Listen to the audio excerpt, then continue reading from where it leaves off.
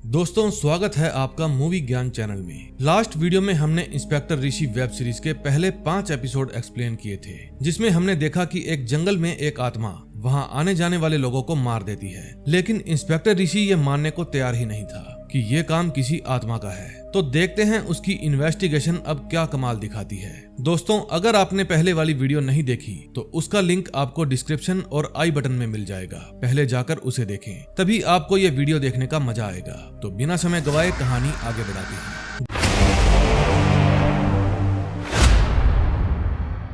दोस्तों last video में हमने देखा था इंस्पेक्टर ऋषि जब जंगल में बैठा था तो उसके शरीर पर कुछ जोक लग जाती है। तभी कैथी जब उस जोक को हटाने के लिए इंस्पेक्टर के नजदीक आती है तो ऋषि की गर्लफ्रेंड की आत्मा ये देखकर चिल्लाने लगती है। दरअसल ये मरी कैसे ये मैं आपको बताता हूँ। ऋषि और उसकी गर्लफ्रेंड दोनों में झगड़ा चल रहा था। फिर एक रात ऋषि अपने किसी मिशन पर जाता है और वो उसका पीछा करते करते वहां भी आ जाती है। ऋषि उसको समझाने की कोशिश करता है कि ये जगह सही नहीं है, तुम घर जाओ। फिर ऋषि अंदर चला जाता है। अंदर जाकर उसकी गुंडों के साथ गोलीबारी शुरू हो जाती है। फिर वहां भगदड़ मच जाती है। गोली की आवाज सुनकर उसकी गर्लफ्रेंड उसे संभालने के लिए अंदर आ जाती है। उसको देखकर ऋषि कहता है निकलो यहाँ से। फिर उसकी गर्लफ्रेंड भागकर उसके पास जाने लगती है, लेकिन पीछे से एक गुंडा गोली चला देता है। वो गोली उस लड़की के पेट में से होती हुई ऋषि की आंख में लग जाती है, जिससे उसकी गर्लफ्रेंड की मौत हो जाती है और ऋषि एक आंख से अंधा हो जाता है। तब से ही उसकी आत्मा ऋषि का हर जगह पीछा करती है। रात को जब ऋषि अय्यनार के साथ था तब वो उससे पूछता है क्या मंगई के बारे में कुछ पता चला।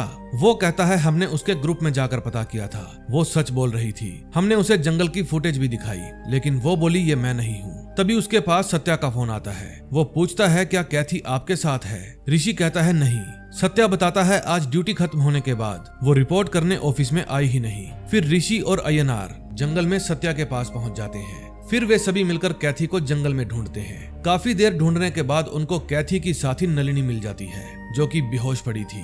इंस्पेक्टर ऋषि देखता है कि पास में ही नलिनी का फोन पड़ा है, जिसमें वीडियो रिकॉर्डिंग चालू थी। जब ऋषि गैलरी में जाकर वीडियो देखता है तो उसे पता चलता है कि नलिनी एक वीडियो शूट कर रही थी, जिसमें वो बताती है कि कैथी एक आंख वाले इंस्पेक्टर के प्यार में पागल हो गई है। ये वीडियो अब मैं इंस्पेक्टर को भेज कर ही रहूंगी। तभी वीडियो के अंदर एक डरावनी आवाज आती है।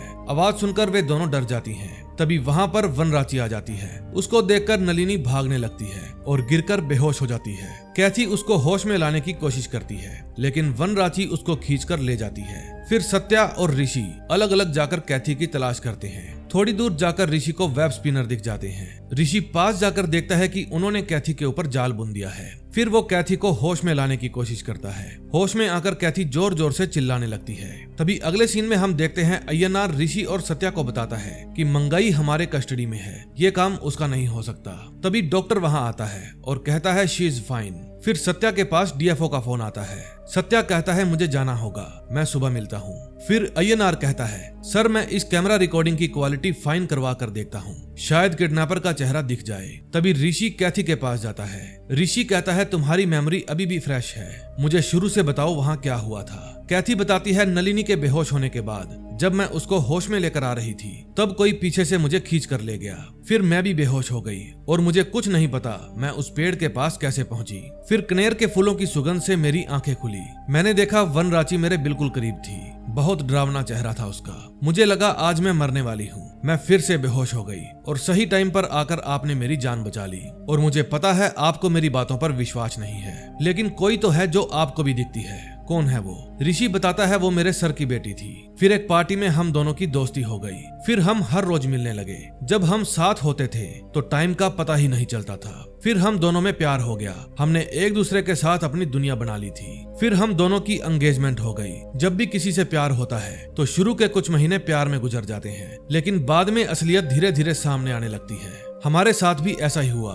वो हमेशा इनसिक्योर रहती थी कि मैं उसको छोड़कर किसी और के साथ ना चला जाऊं। वो मुझ पर ट्रस्ट नहीं कर पा रही थी। फिर वो मुझसे बिना पूछे मेरा फोन चेक करने लगी। मेरे हर काम में उसकी दखलंदाजी बढ़ती जा रही थी। मेरा काम ही ऐसा था, मैं उसको हर बात नहीं बता सकता था और वो ये बात समझने को तैयार नहीं थी।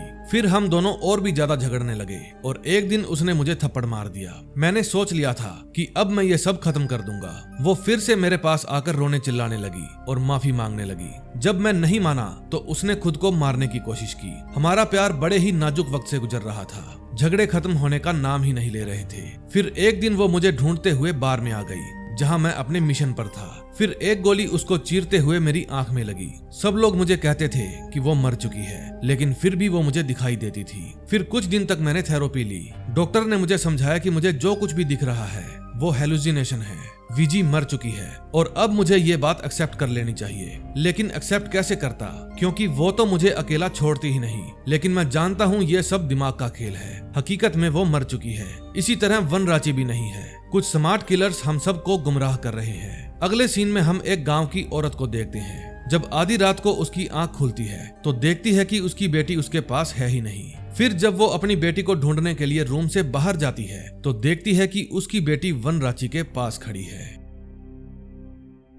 फिर कुछ देर बाद उस लड़की का बाप एक प्रीस्ट को लेकर आ जाता है ताकि उस लड़की को वनराची से बचा सके। फिर वो उस घर को अच्छे से देखता है। तभी घर के बाहर लगी लाइट अपने आप हिलने लग जाती है। फिर वो घर के अंदर चला जाता है। अंदर जाकर वो अपनी क्रिया शुरू करता है। उसने अपने सामने एक बड़ा सा चक्र बनाया हुआ था और उस चक्र के दूसरी तरफ वो लड़की बैठी थी जो वनराची से बातें कर रही थी। फिर वो प्रीस्ट अपना रिचुअल शुरू करता है। रिचुअल शुरू होते ही वो लड़की वनराची की ही तरह चलने लग जाती है। फिर वो उस चक्र के अंदर आकर ऊट पटांग चीजें करने लगती है और अचानक से बेहोश हो जाती है। तभी गांव के कुछ लोग उनके घर का दरवाजा खटखटाते हैं। फिर जब तुलसी के माँ बाप दरवाजा खोलते हैं तो गांव वाले कहते हैं, हमें पता है तुम्हारी बेटी में किसी आत्मा का साया है, वही जंगल में लोगों को मार रही है। इतने में प्रीस्ट बाहर आता है और कहता है, भाई साहब यहाँ लड़ाई झगड़ा मत करिए, मेरी विधि खत्म होते ही आत्मा उसे छोड़कर चली जाएगी। लेकिन गांव वाले जबरदस्ती घर में घुस जाते हैं। वे जब अंदर जाते हैं तो तुलसी उन्हें वहाँ पर मिलती ही नहीं। फिर वे उनके घर के आसपास उस लड़की की तलाश करते हैं। वे उस गांव के हर घर का दरवाजा खटखटाकर पूछते हैं, क्या तुलसी यहाँ पर आई है? लेकिन किसी ने भी तुलसी को नहीं देखा था। तभी गांव के दो जिम्मेदार बूढ़े मुखिया के पास जाते हैं और कहते हैं, गांव के कुछ लोग तुलसी को मार डालेंगे। फिर मुखिया जी भी उनके साथ चल पड़ते हैं। उन लोगों ने तुलसी को पकड़कर एक खंबे के साथ बांधा हुआ था। उसके माँ बाप चिल्ला रहे थे, हमारी बेटी को छोड़ दो। तभी वहाँ मुखिया जी आ जाते हैं और उसको खोलने के लिए कहते हैं। गांव वाले कहते हैं, इस लड़की के अंदर वनराची की आत्मा है। मुखिया जी कहते हैं, ये दिमागी रूप से बीमार है, कोई वनराची नहीं है इसके अंदर, चलो खोलो इसे अभी। आज के बाद कोई भी इस लड़की को तंग नहीं करेगा। फिर सभी अपने अपने घर चले जाते हैं। पीछे से एक आदमी चिल्लाकर कहता है, मुखिया जी ये लड़की पूरे गांव को शमशान बना देगी, मेरी बात याद रखना। अगले दिन चित्रा इंस्पेक्टर ऋषि को बताती है, रथी नाम की गाड़ी से जो बाल मिले थे वो मंगई की विग से मैच नहीं करते।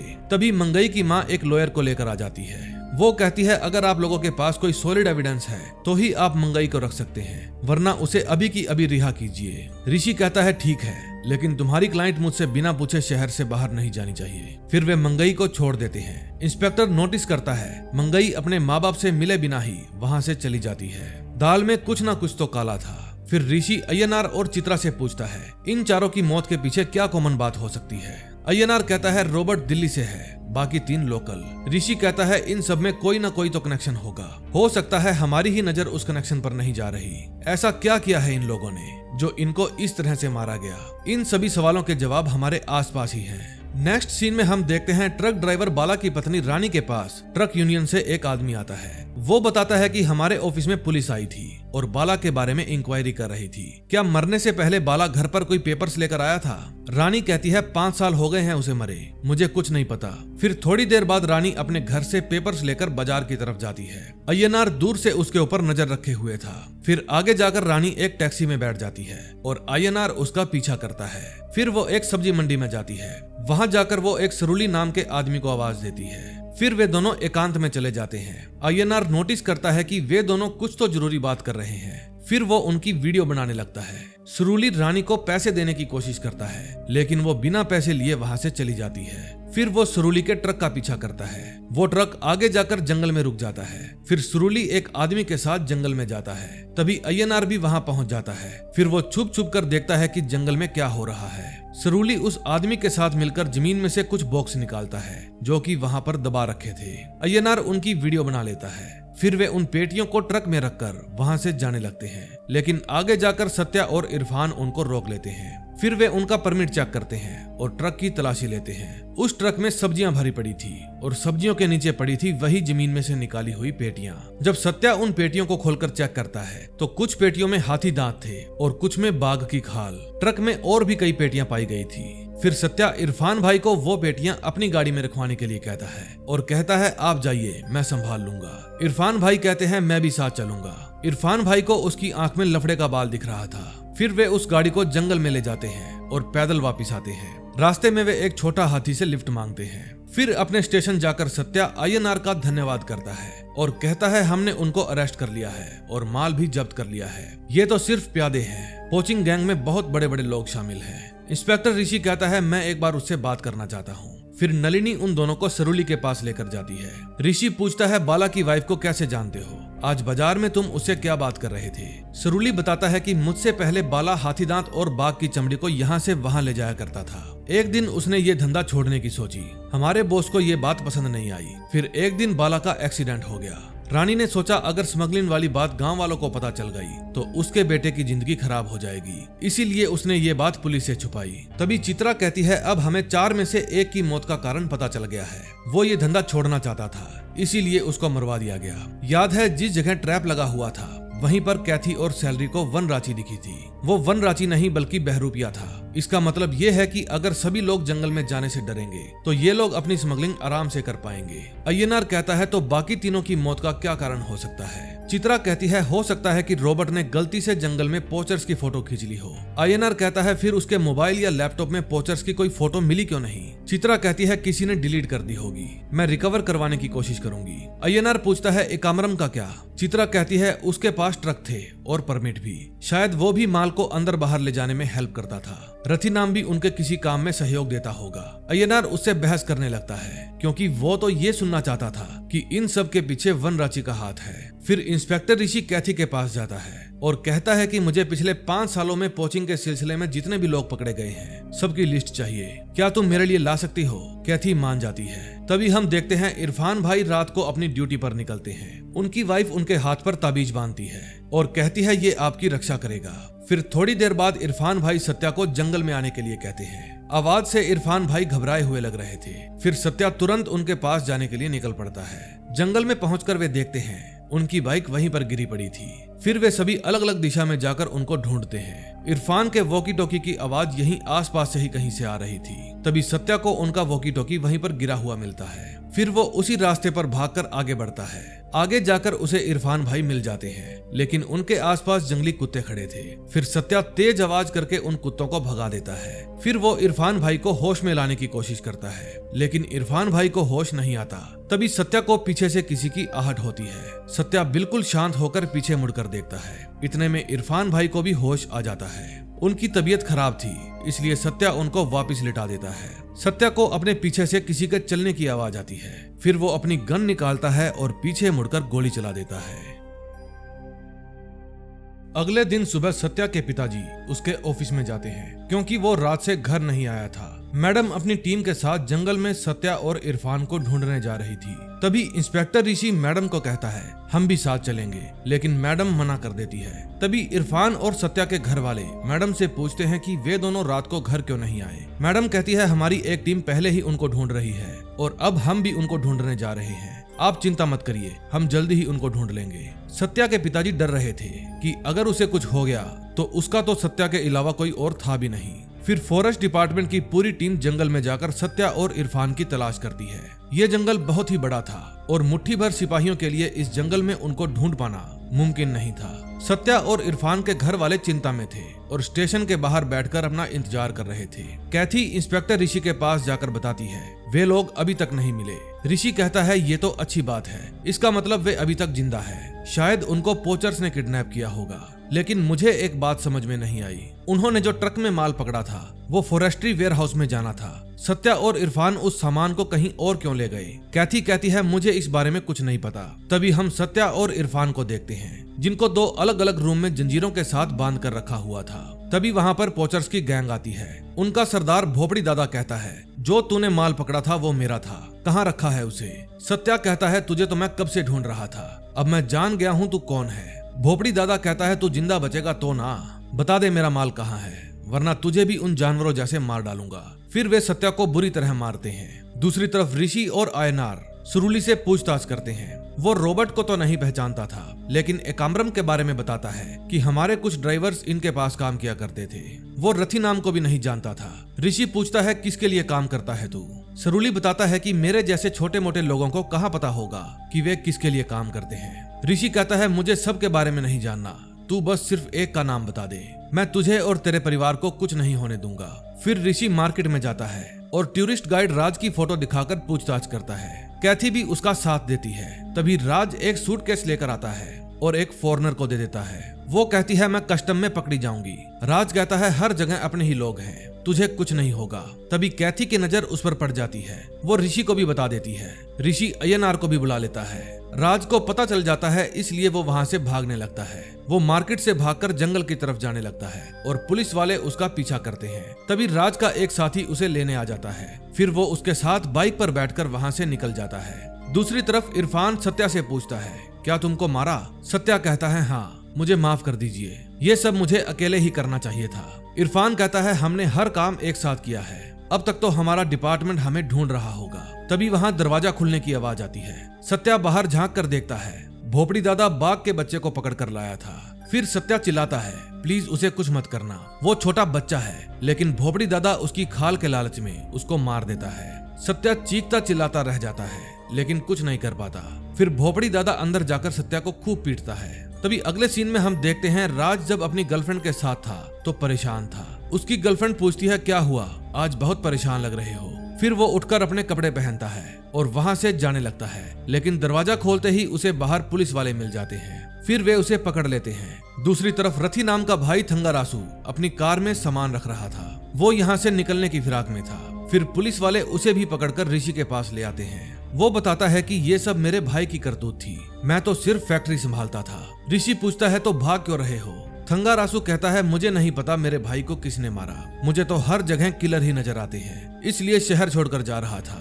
फिर ऋषि उसका फोन ले लेता है और जिसका उस दिन बार बार फोन आ रहा था उसकी लास्ट लोकेशन पता करने को कहता है। फिर उस लोकेशन का पता करके वे एक बंद पड़े घर के बाहर पहुंच जाते हैं। वॉचमैन उनको अंदर नहीं जाने देता।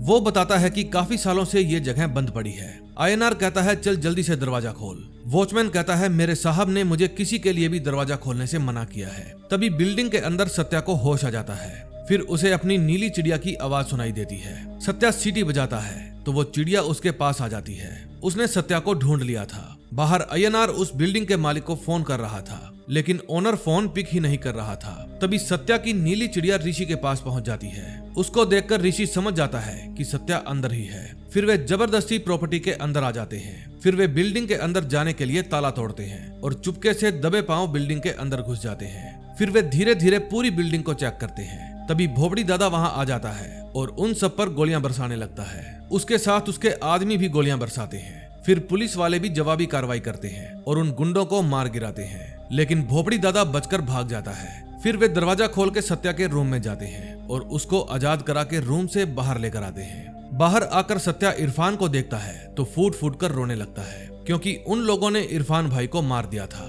कई सालों से ये दोनों इकट्ठा जॉब कर रहे थे और भाइयों की तरह रहते थे।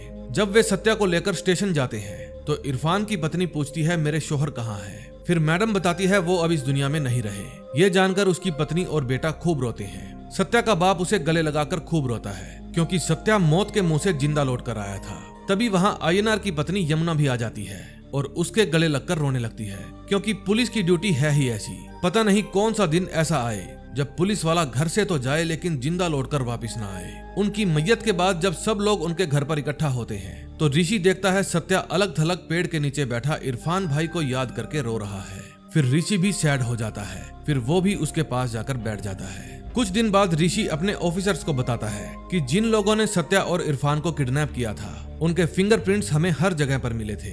ये वनराची मर्डर्स वाले बंदे नहीं है। ऑफिसर पूछता है तो और कौन हो सकता है? ऋषि कहता है मैं जल्दी ही पता लगा लूंगा, मुझे थोड़ा टाइम चाहिए। ऑफिसर कहता है हमारे पास बिल्कुल भी टाइम नहीं है क्योंकि गवर्नमेंट के डेवलपमेंट वर्क रुके हुए हैं। मेरे ऊपर भी जल्दी से ये केस सोल्व करने का प्रेशर है। अगले सीन में हम देखते हैं ऋषि रोबोट की मेल चेक कर रहा था। उसकी मेल में उसे कुछ बकरियों की फोटो मिलती है जिनके गले में एक टैग भी लगा हुआ था। फिर उस टैग से वो उसके मालिक का पता लगा लेता है और वहां पहुंच जाता है। वो सेल्वम नाम के एक आदमी को उठा लेता है। वो बताता है कि रोबोट अक्सर मुझसे बकरियां, खरगोश जैसे जानवर खरीदता था। वो उनको बेहोशी की दवा खिलाकर जंगल में छोड़ दिया करता था ताकि जंगली जानवर आकर उसको खा जाएं और उनको खाने वाले जानवर को भी नशा हो जाए। इससे उसको अच्छी अच्छी फोटो क्लिक करने का काफी समय मिल जाता था। अक्सर वाइल्ड लाइफ फोटोग्राफी वाले ऐसे ही करते हैं। वो पाप कर रहा था। वनराची ने उसको सही सजा दी। उसकी मौत के बाद मैंने भी वनराची से माफी मांग ली थी। आइंदा इस तरह का पाप कभी नहीं करूंगा। फिर जब रात को ऋषि अपने घर में सो रहा था तब उसके घर के बाहर वेब स्पिनर मंडराने लगते हैं। उनको देखकर ऋषि नजदीक जाकर देखता है। उन्होंने घर के बाहर जाला बुन दिया था। फिर वो एक स्प्रे लेकर बाहर जाता है और उन पर छिड़क देता है। फिर वो अपने घर के सामने देखता है, वहां लॉन में वनराची खड़ी थी। फिर इंस्पेक्टर ऋषि उसकी तरफ भाग कर जाता है, लेकिन वो चली जाती है। फिर ऋषि उसका पीछा करते करते जंगल में चला जाता है। वनराची छुप छुप कर उसे देख रही थी और वो वनराची को ढूंढता फिर रहा था। वो जंगल के काफी अंदर तक चला जाता है। ऐसा लग रहा था वनराची उसके साथ खेल रही है। फिर वनराची एक पेड़ के ऊपर चढ़ने लग जाती है। ऋषि उसको ढूंढता ढूंढता काफी ऊंचाई पर आ जाता है। वहाँ एक बड़ा सा बरगद का पेड़ लगा था, जिसके आसपास बहुत सारे कनेर के फूल भी लगे हुए थे। उनकी सुगंध से ऋषि को नशा हो जाता है। फिर वो घुटनों के बाहर बैठ जाता है। तभी सामने वाले पेड़ में से निकलकर वनराची बाहर आती है। वो धीरे धीरे ऋषि की तरफ बढ़ती है और ऋषि के पास आकर जोर से चिल्लाती है। फिर वो बेहोश हो जाता है। अगले दिन सुबह उसको अपने घर के सामने लॉन में होश आता है। उसके आसपास बहुत सारे कनेर के फूल बिखरे हुए थे। फिर वो उठकर घर के अंदर चला जाता है। अगले सीन में हम देखते हैं चित्रा अय्यनार को मिलने के लिए एक होटल में बुलाती है। वो बताती है कि ऋषि सर ने मुझे एकाम्रम के फोन से डिलीटेड मैसेज रिकवर करने के लिए कहा था। उसने अपनी मैनेजर बसंती को मैसेज किए थे और किसी रिपोर्टर को रिश्वत देने के बारे में कहा था। वो रही बसंती। फिर चित्रा उसके पास जाती है और उससे दोस्ती करने की कोशिश करती है। चित्रा के हाव भाव देखकर अय्यनार को कुछ ठीक नहीं लगता, इसलिए वो वहाँ से उठकर चला जाता है। फिर थोड़ी देर बाद चित्रा उसके पास जाती है और बताती है कि मुझे लड़कियां पसंद है। अय्यनार कहता है बस रहने दो, मुझे इसके बारे में कुछ नहीं सुनना। फिर अय्यनार थोड़ा दूर जाकर खड़ा हो जाता है। फिर थोड़ी देर बाद जब उसका गुस्सा ठंडा होता है तो वो चित्रा को जाकर कहता है कि मैं कंजर्वेटिव फैमिली से बिलोंग करता हूँ, मुझे इन सब बातों का कुछ नहीं पता। मैं एक ही रात में अपने विचारों को तो नहीं बदल सकता, लेकिन तुम्हें समझने की कोशिश जरूर करूंगा। फिर वे दोनों ऋषि सर के पास जाते हैं। अय्यनार बताता है कि रॉबर्ट और एकाम्रम, इन दोनों का पोचर्स के साथ कोई कनेक्शन नहीं था। एकाम्रम ने 5 सालों में हजारों पेड़ कटवा दिए थे, जिनके कारण हजारों पशु पक्षियों ने अपने घर खो दिए थे। चित्रा बताती है कि उसने मीडिया और पॉलिटिशियंस सबको पैसे खिलाकर अपनी जेब में कर रखा था, ताकि कोई भी उस पर उंगली ना उठा पाए। ऋषि बताता है जो भी लोग मरे हैं उन सब में एक बात कॉमन है, सबने किसी न किसी तरीके से जंगल और उसमें रहने वाले पशु पक्षियों को नुकसान पहुंचाया था। तभी हम भोपड़ी दादा को देखते हैं। वो एक गुफा में छिपकर बैठा हुआ था। तभी उसका चाचा उसके लिए खाने का सामान लेकर आता है और कहता है कि पुलिस तुम्हें पूरे जंगल में ढूंढ रही है। फिर वो पूछता है आदि कब आएगा। उसका चाचा बताता है कि वो कल तुम्हें लेने आएगा, यहाँ से चले जाना और कभी भी लौटकर वापस मत आना। दूसरी तरफ ऋषि सत्या से मिलने जाता है। सत्या अपने पापा को जाने के लिए कहता है। उसके पापा ऋषि को कहते हैं आज तुम लंच हमारे साथ करना। तभी उन दोनों का फोन बजने लगता है। फोन सुनकर वे दोनों अचानक से खड़े हो जाते हैं। फिर वे जंगल में जाते हैं क्योंकि वहाँ पर एक और मर्डर हुआ था। मैडम बताती है कि भोपड़ी दादा को जंगल से बाहर निकालने के लिए उसका चाचा उसकी हेल्प कर रहा था, लेकिन उसको भोपड़ी दादा की लाश इस जगह पर मिली। फिर जब वे उसके चाचा से पूछते हैं कि वो कैसे मरा, तो वो कहता है कि मुझे नहीं पता ये कैसे मरा। वो यहाँ से आधा किलोमीटर दूर एक गुफा में छिपा हुआ था। मैं जब उसको खाना देकर बाहर आ रहा था तो मैंने डरावनी आवाज सुनी। फिर मैं छुप गया। मैंने देखा वहाँ पर वनराची आ गई थी। फिर ऋषि और सत्या उस गुफा को चेक करने के लिए जाते हैं। सत्या कहता है ये गुफा कई किलोमीटर लंबी है। स्टेशन में इसका मैप पड़ा है, अगर उसको लेकर आएंगे तो अंदर जाने में आसानी होगी। ऋषि कहता है भोपड़ी दादा को शायद यहीं पर मारा गया है, अगर हम किसी और के आने से पहले अंदर जाएं तो शायद कुछ सबूत मिल सकते हैं। सत्या कहता है चलो फिर, लेकिन सब लोग साथ में ही रहना वरना भटक जाएंगे। चित्रा अंदर जाने से डर रही थी, लेकिन फिर भी वो उनके साथ अंदर जाती है। फिर वे क्राइम सीन पर पहुंच जाते हैं जहां पर भोपड़ी दादा बैठा हुआ था। वहां पर अलग अलग लोगों के फुटप्रिंट्स भी थे, इसलिए अय्यनार उनकी फोटो खींच लेता है। तभी वहां अचानक से बहुत सारे चमगादड़ आ जाते हैं। सत्या कहता है जो लोग जहां हैं वहीं रहो। फिर वो गुफा के और अंदर जाते हैं। आगे चलकर उनको 2 रास्ते दिखते हैं। फिर वे चारों जोड़े बनाकर अलग अलग रास्ते पर जाते हैं। चित्रा डर जाती है, इसलिए वो ऋषि के साथ नहीं जाती। फिर ऋषि उसको आवाज देता है। दूसरी तरफ सत्या और अय्यनार जिस रास्ते पर जा रहे थे वो रास्ता आगे जाकर बंद हो जाता है। तभी अय्यनार एक छेद के अंदर झांक कर देखता है। उसे अंदर बहुत सारे वेब स्पिनर दिखते हैं। दूसरी तरफ चित्रा ऋषि से बहुत पीछे रह जाती है। तभी ऋषि को दीवार के ऊपर चित्रकला बनी हुई दिखती है। ये पेंटिंग्स उन लोगों ने बनाई थी जो आज से 30 साल पहले इस गांव में रहा करते थे। जिन्होंने आग में कूदकर अपनी जान दे दी थी। दूसरी तरफ छेद में से वो कीड़े बाहर आने लगते हैं। फिर सत्या और अय्यनार डरकर वहां से भाग जाते हैं। तभी चित्रा को अपने आसपास मरे हुए लोग दिखने लगते हैं। वो डर जाती है और इधर उधर भागने लगती है। फिर वो भागकर ऋषि के पास जाती है। ऋषि उसे संभालता है, लेकिन उसे छत पर भी वही लोग नजर आने लगते हैं। फिर वो ऋषि को छोड़कर वहां से बाहर भाग जाती है। जब ऋषि उसके पीछे जाता है तो वो एक बड़े से गड्ढे में गिर जाता है। फिर उसकी आवाज सुनकर सत्या और अय्यनार वहां आ जाते हैं। वे देखते हैं कि ऋषि एक बड़े से गड्ढे में है। ये वही गड्ढा था जिसके अंदर 30 साल पहले गांव वालों ने कूदकर अपनी जान दे दी थी। यहाँ उनकी अस्थियां अभी भी पड़ी थी। चित्रा भी उस समय वहीं पर बैठी थी। फिर वे सभी एक रिटायर्ड डीएफओ के पास जाते हैं। वो बताता है 30 साल पहले जब मैं डीएफओ की पोस्ट पर था तो जंगल में एक कबीला रहा करता था। उन्होंने सरकारी जमीन पर अवैध कब्जा किया हुआ था। हमारे ऊपर वो जमीन खाली करवाने के लिए सीनियर्स का प्रेशर था। फिर एक दिन वे सभी विरोध पर उतर आए, लेकिन उनकी आवाज कोई भी सुनने को तैयार नहीं था। फिर एक रात उन सब ने विचित्र रस्म और पूजा करने के बाद मार्स सुसाइड कर लिया। फिर जब कबीले के लोग काम पर नहीं पहुंचे तो सबको शक हुआ। फिर जब मैं चेकिंग करने के लिए कबीले में गया तो वहां भी हमें कोई नहीं दिखा। फिर एक गुफा से धुआं उठता दिखा। जब हमने अंदर जाकर देखा तो तब तक देर हो चुकी थी। ऋषि पूछता है तो अब तक उनकी अस्थियां वहीं पर क्यों पड़ी है। ऑफिसर बताता है कि कोई भी अस्थियों को हाथ लगाने के लिए तैयार ही नहीं था। जो भी उस गुफा के अंदर गया सबने यही कहा कि हमें आदिवासियों के भूत दिखते हैं। फिर हमें यह प्लान रद्द करना पड़ा। फिर ऋषि अपने साथियों के साथ मुखिया जी के पास जाता है। मुखिया जी बताते हैं कि वे लोग बहुत ही दयालु और शांत स्वभाव के थे। जंगली जानवरों की तरह उनको भी जंगल से प्यार था। वे जंगल के हर पौधे की देखभाल अपने बच्चों की तरह करते थे। वे घायल जानवरों का इलाज करके उनको वापस जंगल में छोड़ देते थे। वे जंगल की सुरक्षा करना अपना कर्तव्य समझते थे। जब उन लोगों ने इस जंगल से निकलने से मना किया तो उनके ऊपर स्मगलिंग और पोचिंग के इल्जाम लगाए गए। इस जंगल में हजारों करोड़ों रुपए का कोयला दफन है। अगर वे लोग विरोध नहीं करते तो सरकार पूरा जंगल साफ कर देती। उन सब के मरने के बाद जंगल के और कबीले भी भड़क गए। फिर इस एरिया को सेंसिटिव एरिया घोषित कर दिया गया और माइनिंग प्रोजेक्ट को कैंसिल कर दिया गया। फिर जब वे अपने ऑफिस में जाते हैं तो चित्रा कहती है मैं तो आदिवासियों के बारे में कुछ नहीं जानती थी, तो मुझे उनके भूत क्यों दिखाई दिए। फिर अय्यनार कहता है कि मैं मार्स सुसाइड के बारे में पढ़ रहा था। इस दुनिया में जिन जिन लोगों ने भी मार्स सुसाइड की है उनके पीछे कोई ना कोई धार्मिक और आध्यात्मिक रीजन रहा है। मुझे तो ये सुसाइड नहीं बल्कि बुलावा लग रहा है ताकि वनराची इस दुनिया में आ सके। अगले सीन में हम देखते हैं कि वनराची का प्ले चल रहा था। फिर उस प्ले को देखने के लिए ऋषि और उसके साथी आते हैं। उस प्ले में वनराची का किरदार मंगई निभा रही थी। वो प्ले बिल्कुल उसी तरह किया जा रहा था जिस तरह जंगल में मौतें होती थी। फिर ऋषि वहां से कैथी के पास जाता है जो कि अपना जन्मदिन सेलिब्रेट कर रही थी। फिर वहां से आने के बाद वो ऋषि को प्रपोज कर देती है। फिर जैसे ही वो ऋषि के करीब आती है उस घर की लाइटें फ्लैक्चुएट करने लगती है। फिर उनको घर के अंदर से डरावनी आवाजें आती है। फिर ऋषि दरवाजा खोलकर घर के अंदर जाता है। घर में जिस तरफ से भी आवाज आ रही थी ऋषि उस आवाज का पीछा करते हुए उसी तरफ जाता है। कैथी भी उसके पीछे पीछे ही आ रही थी। फिर ऋषि को एक रूम में सीढ़ियां दिखती है। फिर जब वो उस सीढ़ी के ऊपर चढ़कर ऊपर झांकता है तो उसे वहां पर जालों में लिपटी हुई एक औरत दिखाई देती है। फिर वो उसका चेहरा देखने के लिए औरत के ऊपर से जाला हटाता है।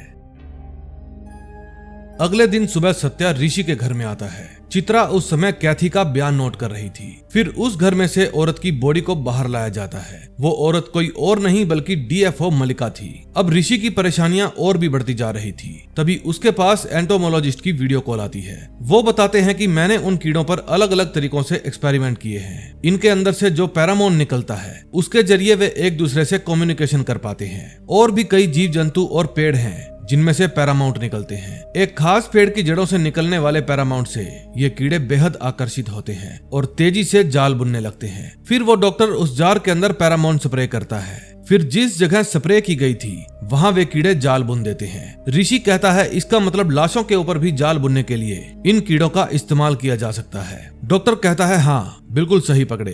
फिर ऋषि बिना किसी को बताए अकेला ही जंगल में बनी गुफा में जाता है। पहले वो मास्क पहनता है और फिर अपने ऊपर स्प्रे करता है ताकि कीड़े उससे दूर रहें। फिर वो गुफा के अंदर जाकर फ्लेयर लाइट जगाता है और गुफा की दीवारों को अच्छे से चेक करता है। फिर उसे वहाँ एक और रास्ता मिलता है जिसको पत्थरों से ढका हुआ था।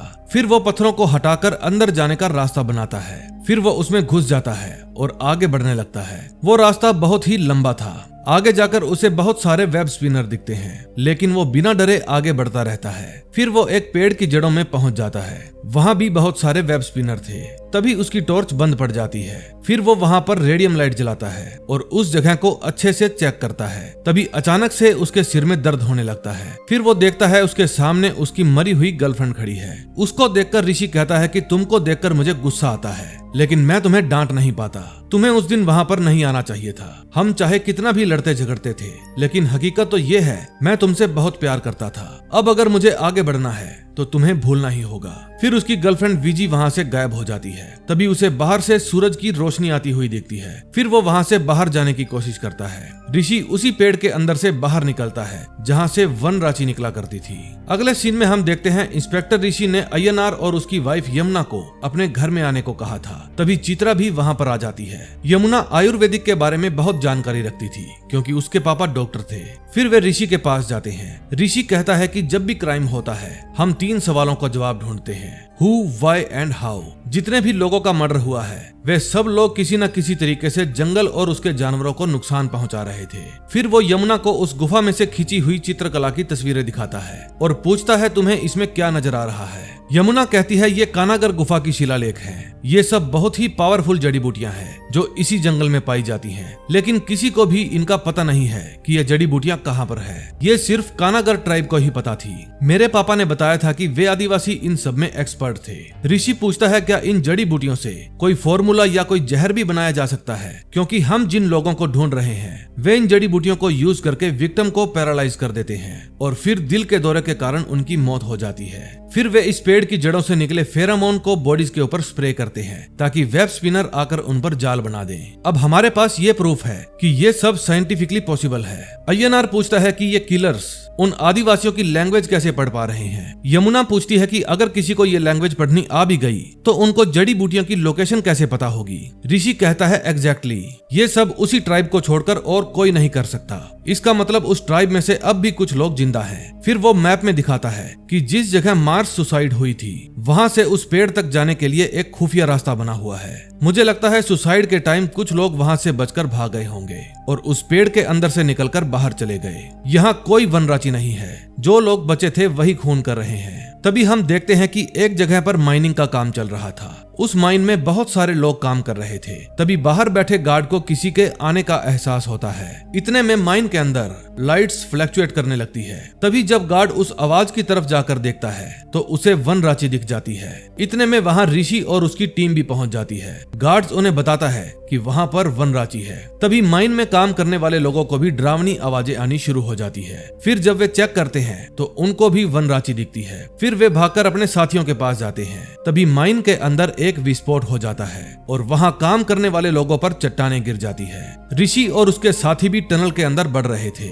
फिर आगे जाकर वे देखते हैं कि एक जगह पर चट्टानें गिरने के कारण आगे का रास्ता बंद हो गया है। फिर वे सभी मिलकर उन पत्थरों को हटाते हैं। ऋषि कहता है तुम दोनों इन पत्थरों को हटाओ, मैं कहीं और से रास्ता ढूंढता हूँ। फिर वो अकेला ही रास्ता ढूंढने चला जाता है, लेकिन तभी उसे अजीब अजीब सी आवाजें परेशान करने लगती है। फिर एक जगह पर ऋषि को वनराची की परछाई दिखती है। फिर जैसे ही वनराची उसके सामने आती है ऋषि कहता है वहीं रुक जाओ, आगे मत बढ़ना। तभी अचानक से वहां कोई आता है और ऋषि के चेहरे पर स्प्रे कर देता है। फिर ऋषि के हाथ पांव अकड़ने शुरू हो जाते हैं और वो वहीं पर बैठ जाता है। उसके ऊपर ये स्प्रे कैथी ने की थी। तभी वनराची भी उसके पास आकर खड़ी हो जाती है। तभी वहां पर सत्या भी आ जाता है। इसका मतलब सत्या और कैथी आपस में मिले हुए थे। दरअसल 30 साल पहले जब उस कबीले के लोग मार्स सुसाइड करने गए तब सत्या भी उनके साथ था, लेकिन वो मरना नहीं चाहता था। फिर जब सब लोग आग में कूद रहे थे तब सत्या वहां से भाग गया। फिर वो उस पेड़ की जड़ों को पकड़कर ऊपर चला गया। फिर जब उसने नीचे देखा तो वहां उसके पीछे पीछे कुछ और लड़के लड़की भी आ गए थे